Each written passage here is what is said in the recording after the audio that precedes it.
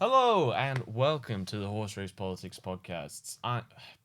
Multiple. I'm one of your hosts, Dr. Louis Bromford from Swansea University's Department of Politics, Philosophy and International Relations. And charismatic, personable, funny, successful, a great father and a loving husband. Sorry, it's notes from a wrong podcast. There we are. Joining me as always is Professor Matthew Wall. How are you doing, How's buddy? it going? Come start too? You alright? Yeah, come on, Stas. Tutto va bene. English, please. This is an English-only podcast. Yeah, well, I was just doing a little Irish greeting to you there just to celebrate our incredible come from behind victory. So everyone Irish is in a good mood, and everyone Scottish is in a good mood. Scottish as well. And everyone Welsh is in a good mood. Welsh is in a slightly less good mood, but a decently good And mood. England, in spite of winning like all their games, are in a bad mood. We're miserable. So there we Absolutely are. Miserable. As standard. Yep, absolutely. So today we are focusing on two key kind of news stories. First of all, I was about to say friend of the show, but I don't think that's appropriate. Jeffrey Epstein. Our focus will be on him today. I mean, he gives us a lot of stuff to talk about. He does. And then kind of in the second half, we'll be talking about the kind of honestly shit time that Keir Starmer has been having over the last couple of weeks. Yeah. And again, I think too, what unites those two stories is just the really fast-moving nature of them. Thankfully, that's the only thing that unites those two stories, and Yeah, not the substance of them at all. Well, I think they're both stories that have shifted like radically, and I suppose in terms of like forecasting, it's a little bit of forecaster's way of seeing the world. It's certainly no slur on Sir Keir Starmer or anyone involved with him that there's a link with Epstein. It's just like with both stories. They were kind of puttering away for quite a long time, and they've just exploded in the last 10, 11 days. Both of them, they've totally shifted. And so that's kind of our focus is in a way just catching up with these developments and kind of reflecting on them. Yes. So we get a little context on Mr. Epstein, because I'm aware that basically everyone probably knows the stories, but Everyone listening to this podcast has probably some familiarity with Mr. Epstein's work, yeah. But we can contextualize very quick. He died in a New York prison cell awaiting a trial on sex trafficking charges.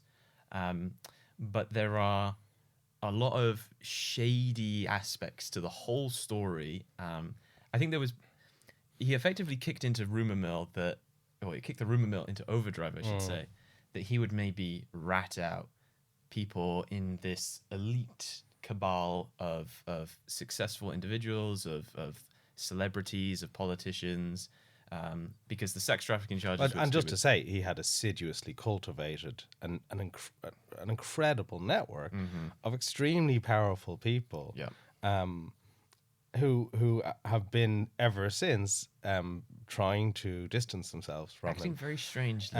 But certainly you couldn't say that the fact that there's a network of very high profile people who definitely benefited from his death, that's true. Yes. And as you say, the circumstances surrounding his suicide, which is still like I guess the official like coroner's verdict, are such that there's like no evidence that he killed himself, right? There's a videotape that was meant to be recording that didn't record. Yeah.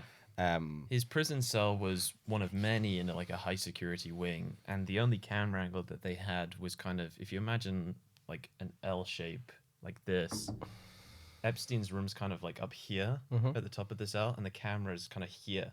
So the camera can kind of see down into this like main lobby bit here, but it can't see up into this corridor up into his room. And then they were releasing footage of the cell, of the wing, the night that he died, and there's like a 3-minute chunk, I think, that's just completely missing. I think it was originally put down as like a camera refresh thing that was only meant to last like a few seconds, but the actual chunk missing was substantially longer. So he had been... but he was in prison awaiting trial.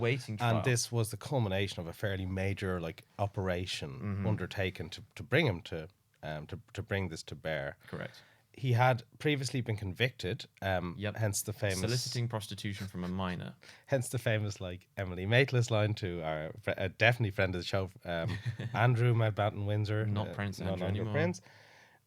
Where she says, you were staying in the home of a convicted sex offender. Yep. Now, it was a convenient place to stay. It was a very convenient place to stay. I think Andrew is is totally clean on that one. Uh, but he had been arrested, and a lot of there's a lot of ambiguity about the plea deal that he got, which was seemed to anyone looking at it from the outside absurdly lenient. But there were an enormous amount of files, testimonies, videos, apparently tapes, collected from his properties that were pertain to that phase of the investigation, as well as the various materials pertaining to the 2019 arrest, and the fact that he died. Obviously, it's very difficult to put someone through a trial when they're dead. You could try. So hence this kind of accumulation of material. Yes. Yeah, and there's no real kind of... I mean, he can't sue us because he is dead, but there's no real kind of contestability around how guilty Epstein was as an individual. I mean, he was convicted of soliciting prostitution from a minor. He's a registered sex offender. He died on trial for sex trafficking charges. His kind of key associate, Ghislaine Maxwell, is currently in prison for convicted. 20 years for conspiring with him to sexually abuse minors. That kind of side of things is not contested. What's contested is just how deep the rabbit hole goes in terms of who he knows, who he talked about, who he associated with. Well, and again, Prince Andrew can guide us into this, right? Andrew. So, sorry, excuse me. Not Prince anymore. And you know how assiduous I am about people's proper titles over here in the UK's monarchical political system. Yes, Doctor. As Professor. Anyway. Mister. Can I call you Mister? But Andrew points out, like, what was the attraction of Epstein? Like, that was, perhaps a less famous aspect of the Mateless interview than, like, saying he couldn't sweat, or Pizza Express in Woking. I mean, who can forget that? Where he said, well, the thing I really got off Andrew, or off Jeffrey, who wasn't really my friend, but was like that he could introduce me to the most wonderful, powerful people, right? And obviously Andrew, or Prince Andrew as he was then, was on Epstein's kind of list of people he could kind of bring to a situation, to bring people together. There were, so Epstein had, I suppose, like, his superpower as a kind of a operator was the ability to bring in high profile individuals and essentially connect them together. Yeah. Which is problematic when it turns out he was a sex offender. Yes. And which is where we are, like, now. Yeah. Connecting everyone over their love of underage children. But and I think there's little, I mean, you can't slander the dead, but there's little doubt that, like, he was bringing not just people together who had, access to powerful positions. He would sort of spice that up. Essentially with trafficked young women, many of whom were underage, who were essentially in a kind of a bondage or slavery conditions, who effectively, like, entertained the guests at these events and sexually, which is a crime, which is also morally completely reprehensible, and hence the ordure that attaches to people like Peter Mandelson, who aren't accused of taking part, but are accused of, who have been shown to have essentially followed up these revelations with, like, emails of support. Is that Yuga? No? No, mate. Is that your... Deep in the background. Who cares? Okay, well, yeah, just to reiterate, so the nature of these crimes is relatively well established, right? And the combination of things that they represented is incredible, which is, like, high-powered individuals and sex crimes, right? That's the kind of mix of Epstein. Which feeds into this very kind of QAnon, far-right driven narrative. Pizzagate, that the kind of the Democrats and those associated with the party are part of some kind of child sex cult. And I guess, like, for me, one of the reasons why the Epstein story has been so interesting to follow is it's probably the only thing that can fracture the MAGA base at this point. Yes, good. And Trump said right at the very start. Trump said right at the very start of his kind of presidential campaign that he said something like he could shoot someone on Fifth Avenue and not lose any support, and that basically kind of came to fruition, right? He basically did a lot of stuff that seems to just have solidified or entrenched his support. And the Epstein stuff is really the only thing that has actually started to really show cracks within the MAGA base. So I think the most obvious example would be Marjorie Taylor Greene, who is, previously up until this point, if you had to pick who is the most fervent MAGA supporter in the world, you would probably And pick her. you're talking about someone who's like, whatever way you think about the ins and outs of it, like the Capitol invasion that America suffered, totally chilled, right? Yeah, so Just a bunch of patriots. able to accommodate a lot of stuff, Stormy Daniels and so on, right? Yep. So like both, as it were, personal or moral kind of foibles and kind of political things that have happened. Yeah. But it is hard to get behind the sexual abuse of minors. Yeah. Or the enslavement of women and their bondage as sex slaves. And what's been so, in a way, interesting is like, so Marjorie Taylor Greene was actually just ahead of the posse in it turns out that this was a thing Trump couldn't rally his supporters around, couldn't rally his kind of delegates around, couldn't rally the politicians on Capitol Hill around, and has suffered the most incredible turnover. Yeah. Really in the course of a week. Yeah. So we had one of the kind of most frustrating things about, if you follow the Epstein story, because of the government shutdown. So it's the government shutdown occurring basically when when Congress fails to kind of ratify any kind of legislation to do with government funding. So the government just shuts down, and there was a bit of a standoff for that story seems like it happened 15 years ago now, right? Yeah, but it was actually like a huge extended government shutdown, massive. It's the longest one in history, I believe. Implications for people obviously directly affected by it, like being kind of furloughed or losing wages or losing their job. Yep. And all of the people using those services unable to use them. Yep. And it just seems like, that was a fairly minor kind of blip. Yeah. Well, you mentioned it on the pod a few episodes ago, where it's just like some crazy shit happens, and then like a week later, you just completely forgotten what happened. But the Epstein thing has been a pulse. Yes. For months and months. That's one of the main kind of issues for Trump with the Epstein stuff, is that it just hasn't gone away, and it's been a drip feed. But regarding the shutdown, this whole process was triggered by the shutdown ending. Several Democrats kind of buckled. They were holding firm on health insurance premiums, but then several of them kind of gave in. But what that meant was that Speaker Mike Johnson had no excuse not to confirm in Representative Grijalda, I want to say her name was, which would mean that Democrats would have enough votes to trigger, I think it's called a discharge petition. Yes, right. Yeah. Which would then trigger, just force this floor vote. Yeah, exactly. So then that all happened very quickly. The House voted 417 to 1 in favor. The lone representative, Clay Higgins, but we can talk about him in a bit. The timeline for that was that it then had to get passed on to the Senate, and instead of the Senate voting, they were just like, no, unanimous. They used a different procedure, which is like, does anyone want to vote against this, rather than we'll all vote for it. So it literally, more or less instantaneously went through. Exactly. And then it went to President Trump's desk, who said that he would sign it, but was kind of vague about it. But just as we were sitting down to start recording, this was at 3 a.m., so we were asleep then, fast asleep, together obviously. Trump signs more bills to compel release of more Epstein documents. So he has officially signed a bill directing the Justice Department to release files from the investigation, surrendering in the face of joint pressure from Democratic opponents and his conservative base. However, as a final point to note, is that this, we joked before the pod started, is effectively like the Article 50/Brexit of the Epstein files. This is just triggering the kind of opening window. A 30-day period, right? Thankfully, it's only 30 days and not like, a year or whatever Article 50 was.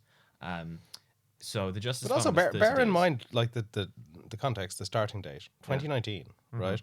So there wasn't much of a rush on this, obviously, with that being 5 years ago. Yeah. So 6 years, and so 30 days, and pushing this all through both houses is like, it's like a very dramatic fast forwarding of this story. What's the quote? Like, there are days... There are years when nothing happens. There are days where years happen in politics. But I think, and I think, I'm sure this has occurred to most people who are kind of closely following the kind of Trump playbook. So what happened last Friday was Donald Trump announced, or it's not strictly in his gift to announce, but he demanded and was acceded to by by Pam Bondi, the opening of an investigation into Bill Clinton, Larry Summers, bank chase, I think. Anyway, so into kind of either political enemies or people who haven't sponsored him or people who have sponsored his political enemies. Yeah. So there's two layers to that, I think. In the first place, it's a kind of muddying the water. This is a Democrat hoax. This is actually both a Democrat hoax and a Democrat problem, which is difficult to... They invented a hoax to implicate a bunch of Democrats, is his argument. Which is difficult to kind of follow through, but that's never been a problem for Trump. But I think most people would recognize that, like, with total control over the DOJ, the kind of excuse, as it were, that an investigation is underway and that materials being released would compromise that has been kind of preceded now. And I don't think you'll find the kind of integrity in the leadership of that department to just say, well, we're just going to release it come what may. Yeah. I think there'll be a lot of back channeling wherein anything that is potentially compromising will be declared classified or declared subject to an ongoing investigation. Correct. Both of which are kind of tolerable reasons in the act for not sharing the information, and investigations can go on for a very long time and produce very few results. And so it does seem to me like the mechanisms in place for this to be, and this has been a recurring pattern with Trump, going back especially to the Russia, Russian interference, accusations and investigations, the Mueller report and so on, where Trump will be able at some point to say this is a nothing burger. Or there's anything that's kind of revelatory can be kind of shuffled to the side, and anything that's damaging to opponents can be brought to the fore. So like all of these things together, it points to me that there's a sort of a management of this, an attempt to manage this process. But underneath it all, as you say, is a loss of political control, a loss of control of the MAGA base, who have slavishly followed Trump's every word, like kind of a god king, right? But it turns out that this was the issue that they won't go along with them on, and so there's a kind of an element of scrambling. And just the last thing I'd say is that scrambling, that stress, that uncertainty about whether this is something that can be properly squared away, is very evident in whenever, especially a female reporter, asked Donald Trump about this matter.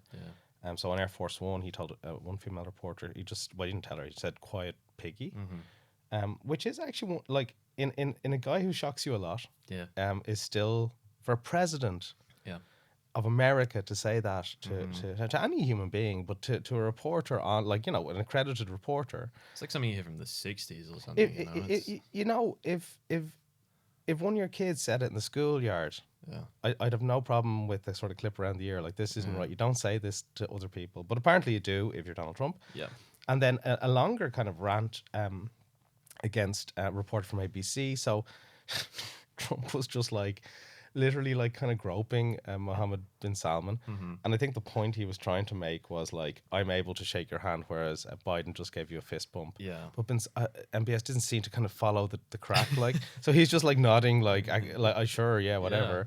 And Trump's like, well, I know you can't say it, but you didn't like the fist bump and you love me, like, Trump is the best. So he's in the middle of this, like, just bizarre. He said about Khashoggi, like, a lot of people didn't like him. Yeah, we'll talk about Khashoggi in a bit. He's it's the whole fucking thing with. So that's all. Just to say though, this is all kind of going on in like a 90-second clip, and then this woman's like, "Well, why not just release the Epstein files?" Like, this is, and it's true, it's in your power. You don't need to be. I mean, he's sort of signing this through under some duress, but he could just release the files as president. And he goes on like a 30-second rant. The tone of your question, the disrespect, the insubordination. You're a bad person and a bad journalist. That these comments are directed against female journalists, I don't think is a coincidence. No. But that, and they betray a certain nervousness, a certain this is something that is legitimately stressing Trump, because I think he knows he can't carry his base with him by just saying that it didn't happen. Yeah. And he's lashing out at reporters who say these things. And I suppose all I can say is, like, courage to the reporters. Keep asking him. Yeah. I think take it like a badge of honor if he tells you to shut up or calls you a bad person or says you're ugly, because that means you've kind of gotten to him. Yeah. And it shows how very easy it is to do that. One very genuine and good question to ask. Completely right. It shows. Yeah. I mean, it's not something we didn't know about Trump. But in a context where he's meant to be sort of saying, hey, I'm cool with women, like, I don't abuse women, right? That's what, like, underlying all of this is, I'm not a sex abuser. It's not good to just, like, verbally abuse women in public. Yeah. There's 2 points to add to that is, well, 3 actually, because first of all, I agree, don't abuse women. And generally, I mean, I think there's always a sort of temptation with a story like this. There's a kind of a hubris and you know, say like Mandelson, it's seeing kind of quite a slimy sort of operator get their comeuppance, like Andrew Mountbatten Windsor. But at the heart of this is our terrible abuse that's been perpetrated on young women. Yeah, you know, and I think that's what's the word? Watching politics, sometimes you have a kind of a distancing, like, right, emotionally we kind of need to distance from things that are happening. Yeah. But it's a terrible thing that's happened. Yeah, we get very lost in the source of the political substance. Yeah, and it's horse race politics, so we're trying to see, like, who's winning out of this and who's not winning. Yeah. But I think the nature of this story, just to say, is evil, really, you know? Is really bad. Yeah, so the other things I wanted to just tack onto that is to go to your point about him routinely picking out women. Sorry. The one thing that is kind of pretty obvious to see is that the only people that he tried to pressure. So yeah, your point was about, like, this is something that Trump has clearly seen that he cannot just survive. He can't just blag his way through it. Yeah, exactly. There is some transparency needed. And that's only kind of amplified by the fact that he was doing a lot of really shady shit, like calling members of the Republican Party, you know, members in the House of Representatives or whatever, and trying to get them to take their name off of discharge petitions or votes or whatever. He's targeting female members, right? And he targeted female members. Yeah, he only targeted, I think it was Nancy Mace and Lauren Boebert, and, like, he only picked women. He only picked women, and his encounters, I know he obviously has... Well, I think that's to establish a narrative, right? Yeah. This isn't a men versus women issue. This is Democrats versus Republicans. Yeah.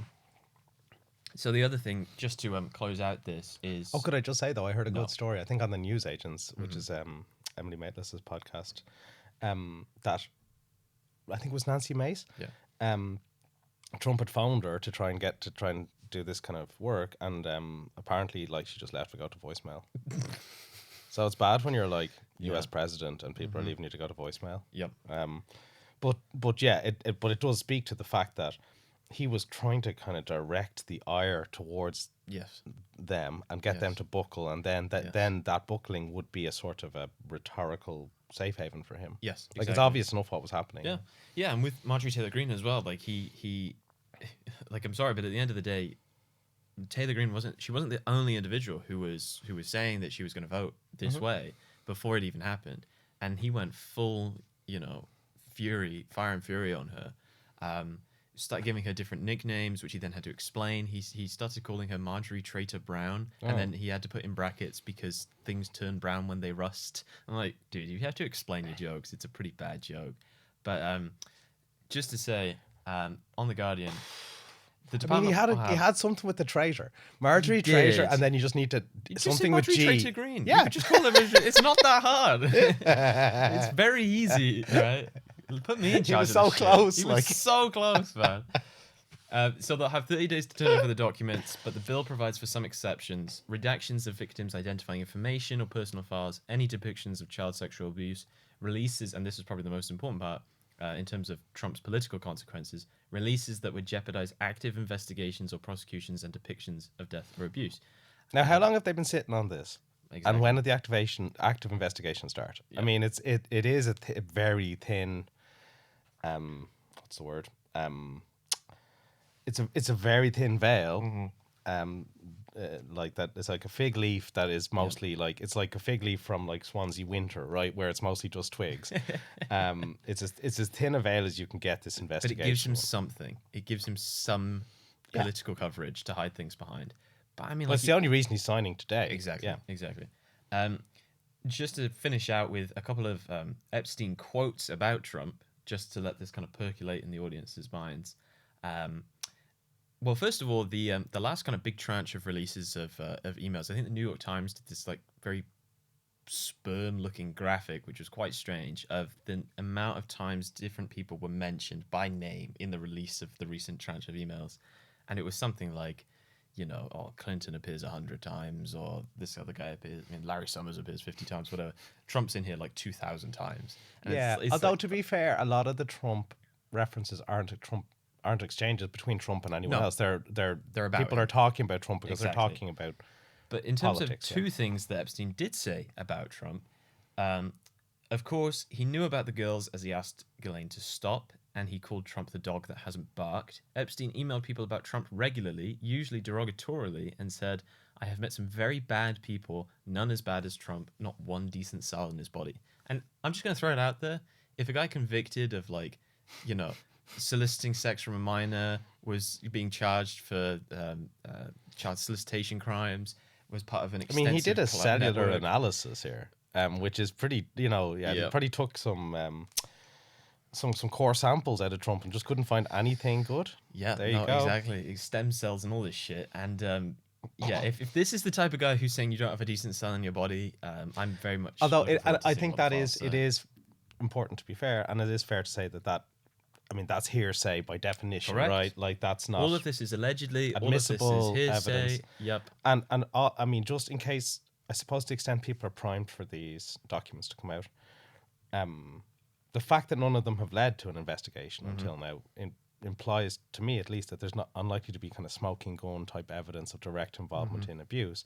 I think what there's a lot more likely to be is circumstantial evidence or evidence that would invalidate people's stories about walking away from Epstein after hearing that he's a Correct. again that seems to be convicted the sex offender. Well, that seems to be the running theme of all the people who've kind of appeared, like So Prince far. Andrew, like Peter Mandelson. It's that these people had associations, and then through these releases of files, Sarah we found Ferguson. out that they just kept talking to him. Peter Mandelson was like, "Yo, bro, it's Yeah, gonna they be were okay." hyping him up. They were like supporting him. They weren't just communicating with him, which is they said they'd cut off contact. Yeah. They were like, dude, you can do this. Like, Yeah, you're the literally like best. 3 years later, like, "You're my favorite sex offender. I love you." So yeah, I think that type of ongoing association is by far the more likely thing Yeah, to come out. But that, I don't know. I think there's probably quite a lot of quite explosive material in there, but just bearing in mind that at least for whatever reason it hasn't crossed the threshold to raise a kind of formal investigation, just kind of sets people's. I think that's a good way to set your expectations of what this will eventually represent. but I think there's a bit of a bifurcation here in that, like, if there is nothing that would lead to an investigation, you have to be thinking in Trump's mind that maybe there's just the possibility that we just firm this, that we just release things, and whatever happens, because there shouldn't be enough in here to trigger some kind of investigation. But then the flip side is that by leaving it out in the open for 30 days, we have this kind of Schrodinger's cat of what's It in could the be files. anything, yeah. It could be that there is stuff in there that completely exonerates him, but that probably would have been released. Or there's some horrifically implicating stuff in there. Or it's somewhere in the middle, and that could be absolutely anything. In which case, you're giving Americans a month In which to case, think you about. may as well just release it and deal with it Just now. deal with it, yeah. Kind of, I mean, it's a pretty optimal time to face a political scandal in terms of like the electoral cycle. Well, I think his popularity rating is the lowest it's ever been since he came back into power. It's not the lowest it's ever been, but it's about to hit there. I think we're only about 2 or 3 points off it being his most unpopular point ever. But a big portion of that will be coming through health insurance premiums skyrocketing in the US, which is the backdrop to all of this, which is, it's kind of like we talked about this with Biden, right? With when he had good economic attributes, he was getting hammered. All people are seeing now is the health insurance doubling, tripling, quadrupling, And the only thing that they're seeing when they switch on the TV to see what Trump's doing about this is well, he was the one who did it through his big beautiful bill, and secondly, that he's just relentlessly talking about Jeffrey Epstein. No, well, this is his issue, not unlike Starmer, but like he wants, I mean, in his Truth Social post, he's like, this is a hoax, and it's distracting from the enormous wins we're having on the economy, which are just non-existent. Well, when you look at your, like, that's, I mean, it is the ultimate rationale of that, of our old friend Lichtman, which is like, people know what's in their wallet. Yes. And it was why the last election was surprising, because people, by the kind of all the big metrics we use, were doing okay. The American economy is doing okay by the time we got to the last election. But the like in things like paying for your health insurance and that being more expensive, it's very hard to talk your way out of that as a politician. And I've personally been looking for the kind of catch up of like reality to perception in terms of the American economy. Yeah. And there's nothing quite like a big shock on health insurance to make people feel like, well, this isn't actually the most amazing period of my economic life. Yeah, it's another thing as well when the guy in charge is constantly talking about how great things are. But I posted this thing on the liberal safe haven of Blue Sky yesterday, which was that if imagine your health insurance had gone up, say, I don't know, $300 a month. By the time you're getting to Christmas, you're now $600 worse off from that increase alone. Now all of a sudden Christmas becomes a much more frugal time, and then this becomes the new norm. I'm like, Americans going through 3 years of, and I have to be like super clear about this. The increases in health insurance costs for Americans because of this bill, right? Which is it's like a lot of healthcare costs are being sacrificed in order to subsidize tax breaks, which he thinks are amazing, even if it might be like, hey, I'll give you $200 a year in tax breaks, but now your health insurance costs $4,000 more, right? These are astronomical surges in healthcare costs that are going on right now. Okay, literally right now. Like, it's as you say, if you know what's in your wallet, in like 2 months, you are now going to be close to, you know, several $100s, maybe $1,000 worse off than you would have been. Or dropping off your health insurance and being like, I hope and pray no one in my family gets sick. Exactly. Right? Because if that happens, we're bankrupt without insurance. And so, yeah, I mean, I think... But this is all people are seeing when it comes to Trump is like, okay, well, the big wins that he's trying to talk about, I don't feel them at all. And we're seeing that kind of manifest in his approval ratings because they're tanking. There was also a general ballot poll by, what are they called? Like Marist? I don't want to get the name wrong. But it had Democrats at something like a 55 to 43% lead in the general ballot. That's fucking big. huge, right? And the consequences of the big beautiful bill and the economic consequences that they bring and the Epstein stuff have really only kicked off in the last like 2 weeks, right? And we're seeing polling gaps of 10, 15 points. Obviously, it's only an individual poll. You can't take that as world changing. But I would not be surprised if we're into that territory of like the 5 to 10 point polling leads for the foreseeable future. And I think this is what it comes down to from like, what's the value of the pod? It's like the horse race politics side of things, right? This is bad for Trump. Like, there's a bad story for Trump. This is probably the worst point in Trump's entire presidential administration. He's tried to kind of stifle it politically. He's been unable to do that. So he's been forced into a kind of about face. Yep. So that's never good for when your kind of brand is like, I am power. Yep. And it does seem unlikely that to the extent we're talking about Epstein, that's not good.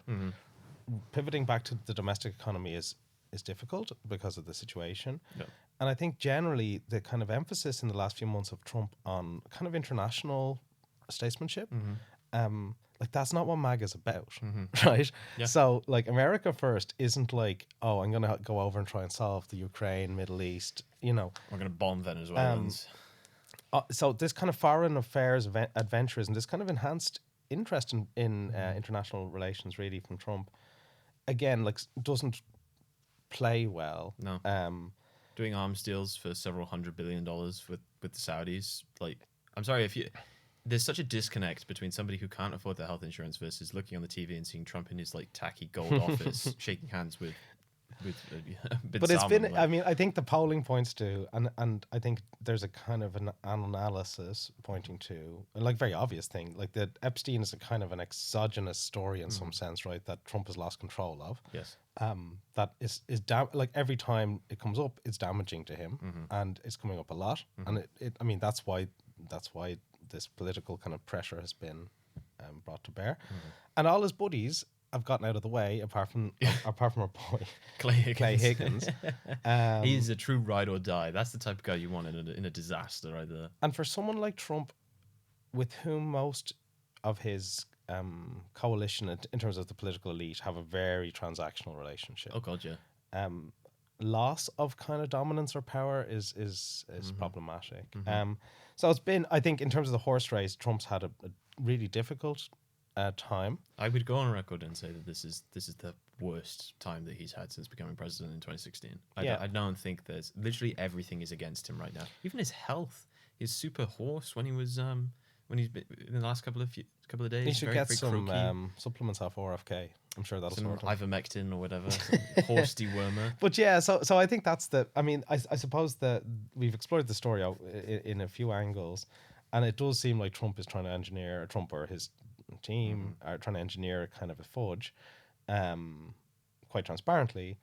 But like, yeah, this story hasn't been good for Trump, and to the extent that his name is part of this whole thing, it's bad for him because, come back to it, people disagree about a lot of things, but most people are against this this kind of sexual predation that really sits at the heart of the story, and gives you some faith in people in a way that, like, we can disagree, right? Like, and you know, I was talking to my friend over in America. I was like, look, we can disagree about this, it's fine. Like, I don't hate you or anything. We just disagree.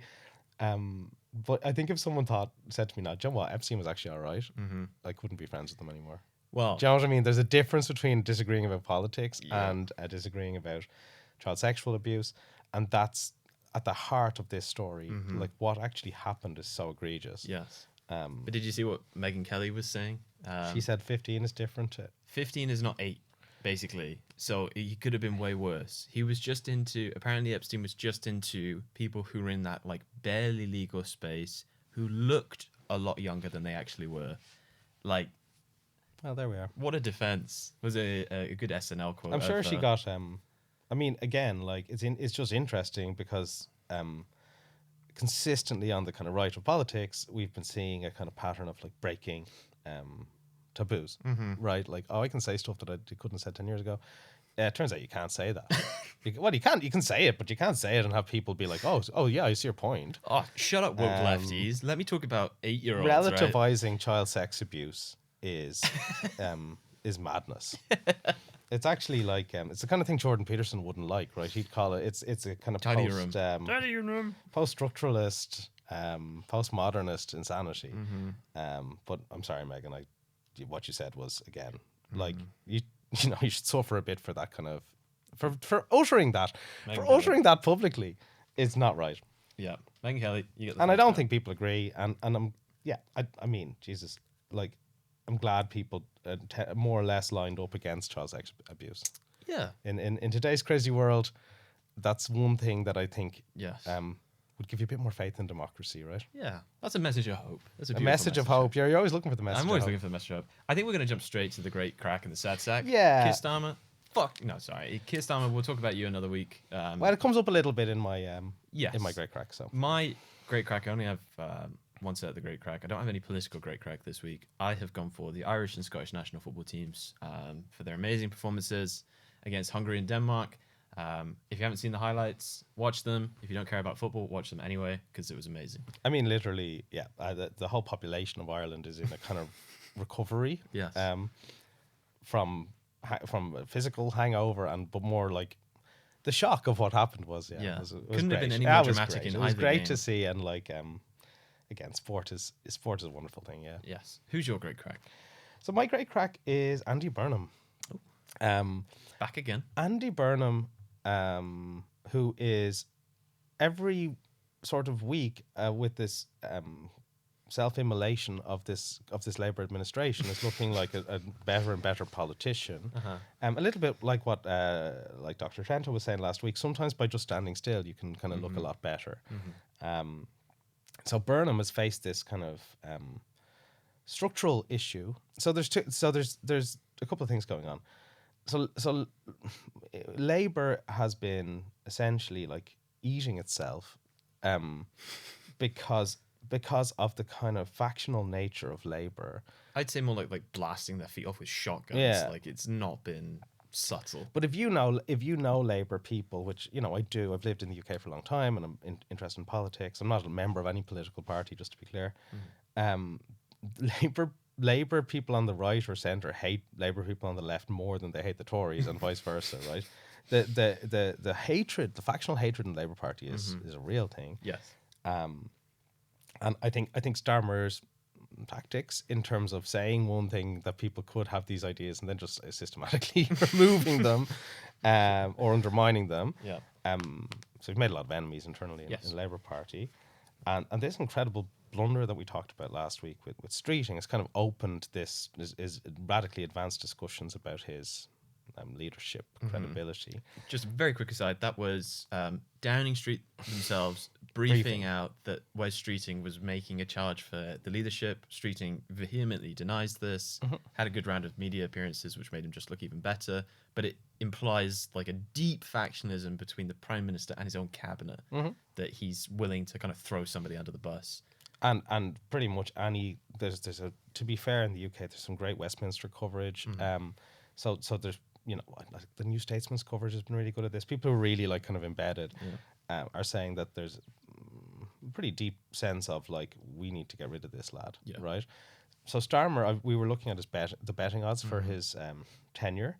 By far the most like likely estimated, kind of inside of evens was like next year he's going to go, which is an amazing thing to think about, a guy who won this massive majority, colossal majority. And so I think a lot of the people's thinking is that come this summer of next year, when we finally get around to our Welsh elections, the Scottish elections, there's local elections. All of these poll numbers crystallise into vote numbers, which is kind of a different thing. Most people see that as like the end for Starmer.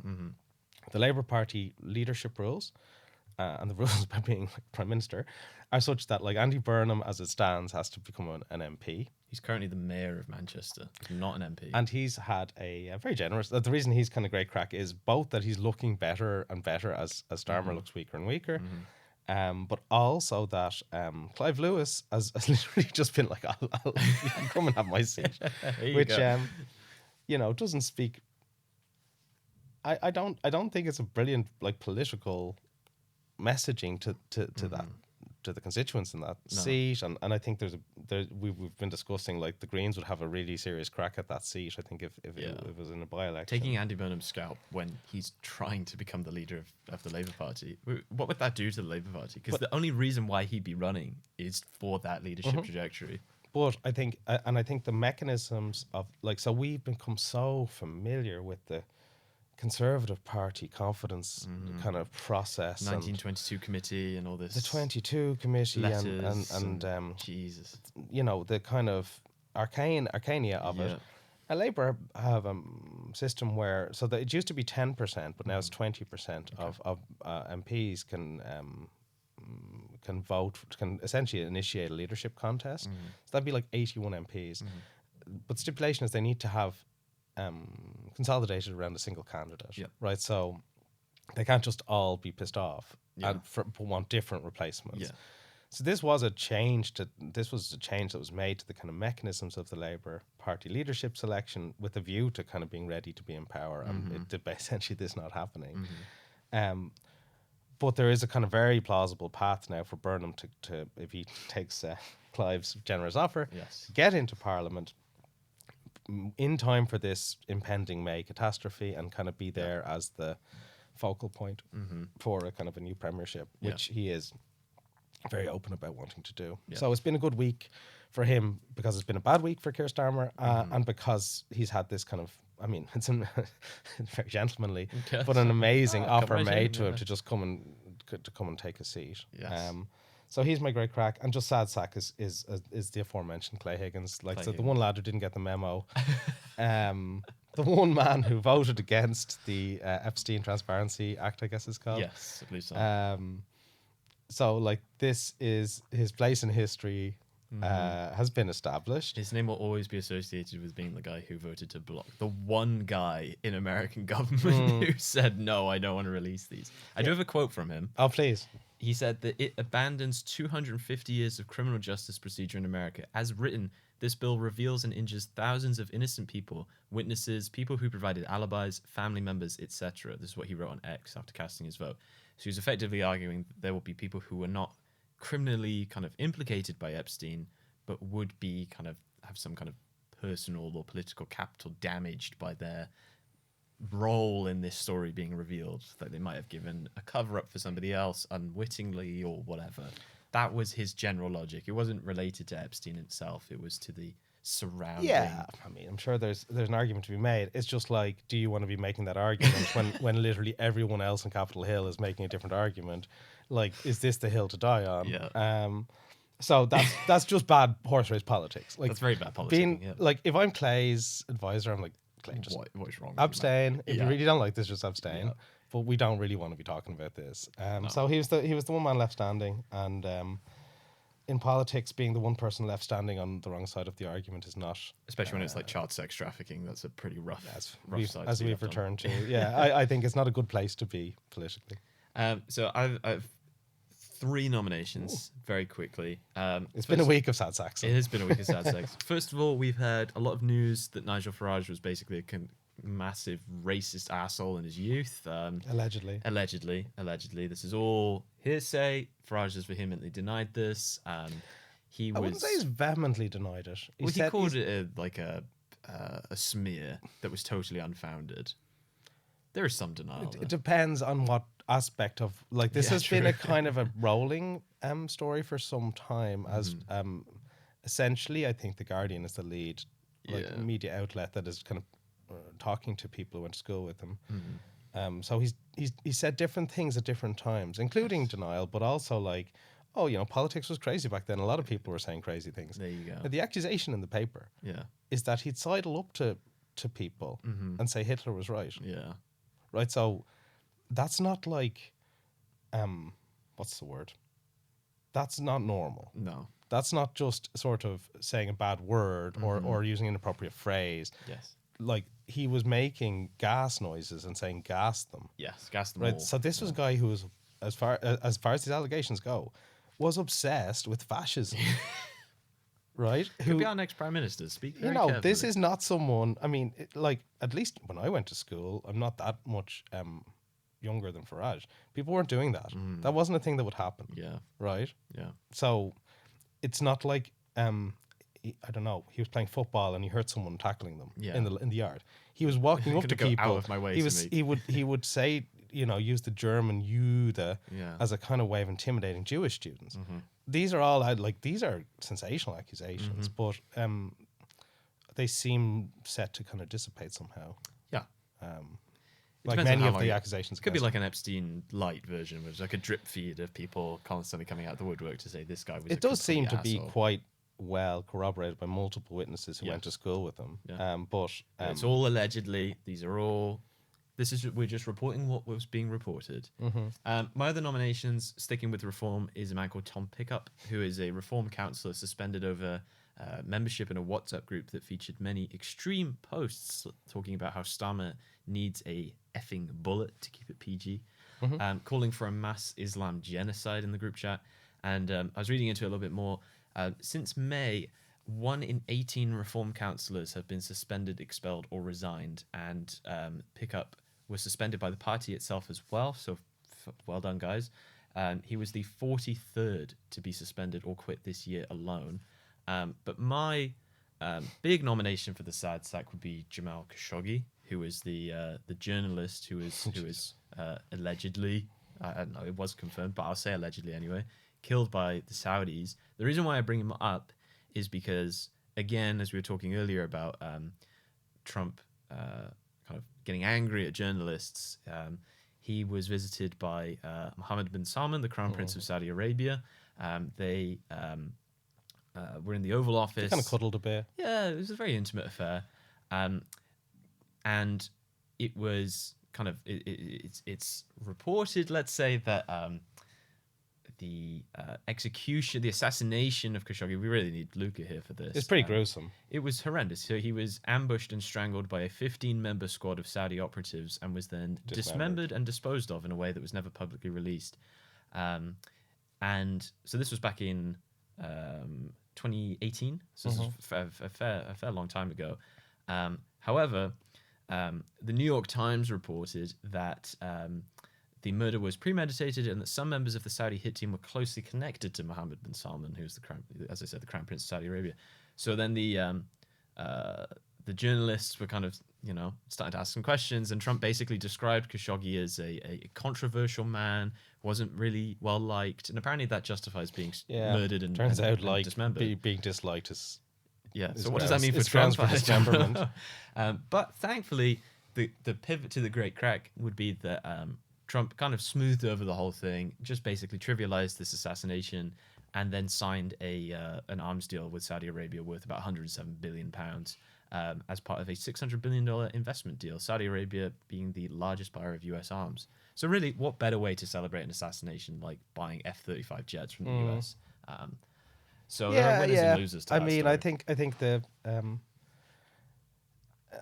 think the defense industries of the world have had an incredible growth period. And obviously we've seen a kind of repurposing here in the UK as well of the foreign aid budget over to defense. It's a great time to be in. If you want to make weapons that can literally atomize and obliterate people at a distance, that's the thing to be in. I'd say that's definitely pretty better than teaching, better than trying to be a doctor. If you just want to make weapons and sell them to whoever has the money, it's never been better time. Exactly. So there we are. They're the Great Craic. Yeah. The military-industrial complex is the Great Craic of the week.